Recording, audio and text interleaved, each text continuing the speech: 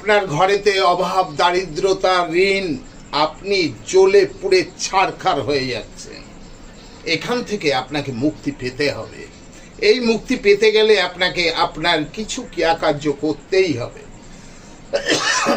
আজকে সেই নিয়ে আমি আলোচনা করছি। ঋণ থেকে পাবেন মুক্তি, ঘরেতে থাকবে অর্থ, থাকবে না কোনো অভাব।